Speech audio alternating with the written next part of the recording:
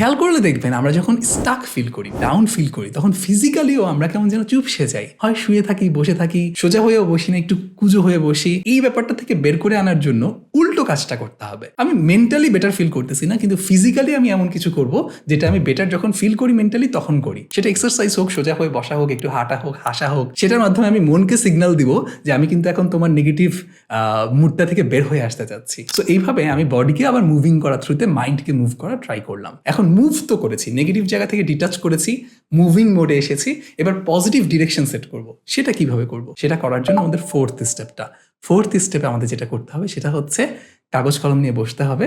বসে ছোট্ট করে লিখতে হবে আজকের দিনে আমি কোন 3টা জিনিসের জন্য গ্রেটফুল। অর্থাৎ আজকে কি কি জিনিস আমার সাথে ভালো ঘটেছে, কি কি জিনিস আমি পেয়েছি, কি কি জিনিস আমার লাইফে আছে যেটার জন্য আমি খুশি বা কৃতজ্ঞ। এবং সেটা করার জন্য একটা ভালো ওয়ে হচ্ছে আপনার নিজের লাইফের ব্লেসিংগুলোর দিকে তাকান। আজকে সকালে আপনি নাস্তা করেছেন, আপনার উপরে একটা ছাদ আছে, আপনার ফ্যামিলি আছে, এরকম আরো অনেক কিছু আছে আপনার লাইফে, সুস্থতা আছে যেটা অনেকেরই নাই। সো এই কারণে আপনি গ্রেটফুল ফিল করতে পারেন।